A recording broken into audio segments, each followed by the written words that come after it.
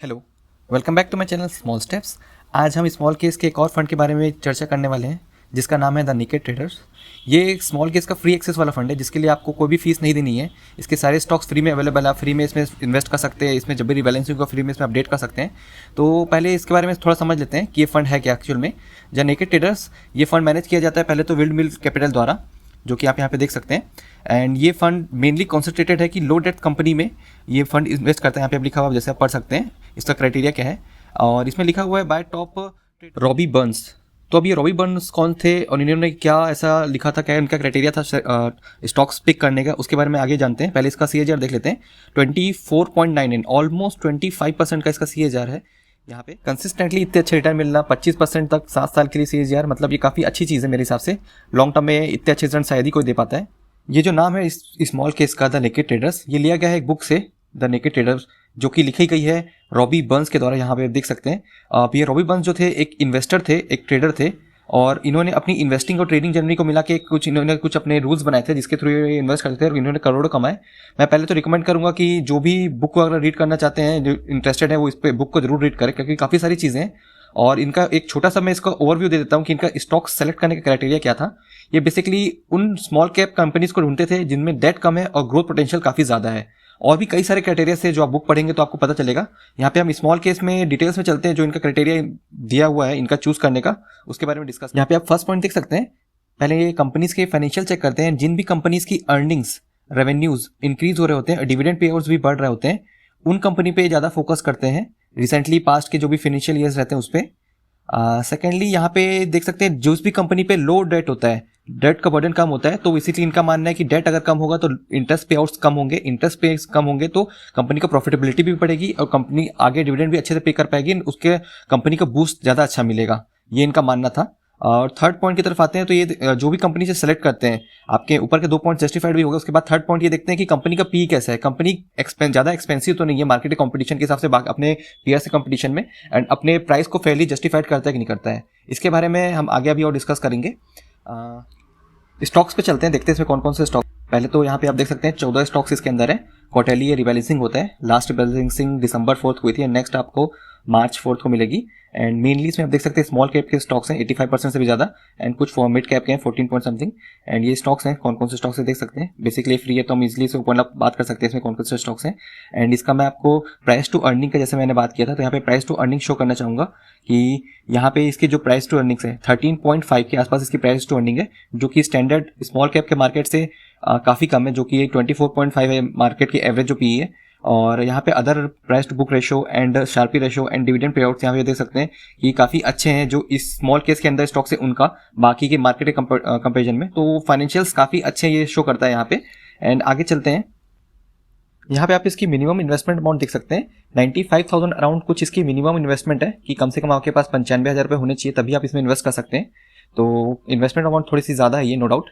आगे चलते हैं इसके रिटर्न देखते हैं। तो वैसे तो काफ़ी पुराना फंड है, 2016 में ही लॉन्च हो गया था। एंड जब से ये फंड लॉन्च हुआ, आप एक चीज़ नोटिस कर सकते हो कि इसने अपने जो स्मॉल कैप इक्विटी का जो भी फंड था उसको आउट परफॉर्म किया है। Basically small cap equity fund की जो भी एवरेज था उसको ये आउट परफॉर्म करता है हमेशा से। यहाँ पे आप देख सकते हैं ऑलमोस्ट उसने डबल से भी ज़्यादा रिटर्न दिए है। अगर इक्विटी में आपका पैसा 250 रुपये, 100 रुपये का अगर 250 रुपये बनता, तो यहाँ पे 100 रुपये के उसने 500 रुपये बनाए हैं। तो रिटर्न वाइज काफ़ी अच्छे रिटर्न्स हैं। आप यहाँ पे पुराने डाटा को देख के बिल्कुल बोल सकते हैं। एंड आगे चलते हैं इसके बारे में।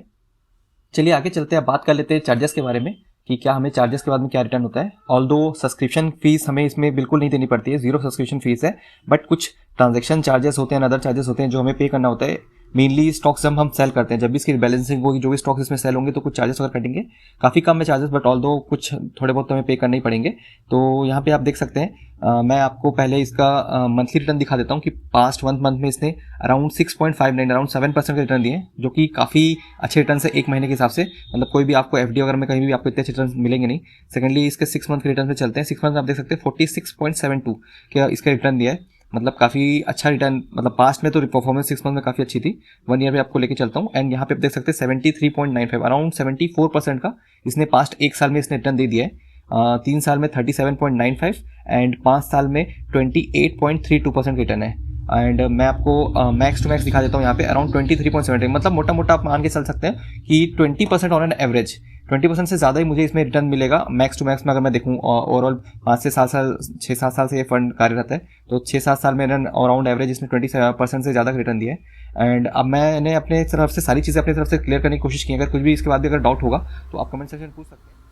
लास्टली इसमें कंक्लूड करते हैं, जो मेरे पर्सपेक्टिव है टोटली मेरा व्यू है, आपका व्यू टोटली मेरे से अलग हो सकता है। बाकी मेरे 3 पॉइंट्स मैंने नोट किए थे, जिसमें फर्स्ट पॉइंट है कि मिनिमम इन्वेस्टमेंट मुझे थोड़ा इसमें ज़्यादा लग रहा है कि 1 लाख जनरली थोड़ा सा ज़्यादा होता है अमाउंट। ऑल्दो मैं इसमें पूरा अपना फंड इन्वेस्ट नहीं करना चाहूँगा, जितना ही मेरे पास फंड्स अवेलेबल है मैं इसमें हार्डली अपने फंड्स का 5% 10% ही इन्वेस्ट करना चाहूँगा। तो मेरा कॉर्पस जब 10 लाख से ऊपर जाएगा, 10 लाख 15 लाख मेरे पास रहेंगे, तब मैं इस फंड में इन्वेस्ट कर सकता हूँ, क्योंकि मिनिमम इन्वेस्टमेंट काफ़ी ज़्यादा है। एंड सेकेंडली जो स्ट्रेटजी इसमें फॉलो की है अपने जो भी अपने बरिन सर थे उनकी, तो मेरे हिसाब से एक सेम स्ट्रेटजी हर बार फॉलो करना पॉसिबल नहीं है। क्योंकि क्या होता है कि टाइम टू टाइम जितनी ज़्यादा लोगों को चीज़ें पता चलेंगी, उतनी ज़्यादा वो चीज़ें इफेक्टिव कम होना चालू हो जाती हैं। और आजकल क्या होता है कि जैसे कि आपको एग्जांपल बताऊं कि अडानी के स्टॉक्स आप देख सकते हैं कि कितने ज़्यादा उनके शेयर प्राइस भागते थे, वैल्यूएशन उसकी कितनी ज़्यादा हाई रहती थी, बट फिर भी लोग उसमें इन्वेस्टेड होते थे एंड काफ़ी ज़्यादा पैसा बना रहे थे जब तक हिंडनबर्ग की रिपोर्ट नहीं आई थी। क्योंकि उनका जो काम करने का तरीका था इससे जस्ट अपोजिट था। वो हाई डेट कंपनीज थी, हाई डेट पे काम करते थे, ज़्यादा डेट लेके कंपनी को जितना ज़्यादा एक्सपैंड करना चाहते थे उतना ज़्यादा एक्सपैंड करते थे वो। तो वो वाली स्ट्रेटेजी पास्ट में रिसेंट में काफ़ी चल रही थी। एंड जितने भी आप स्टार्टअप दे सकते हैं उसी टाइप के मॉडल्स पे काम करते हैं, तो फिर भी उनकी वैल्यूएशन काफ़ी ज़्यादा रहती है।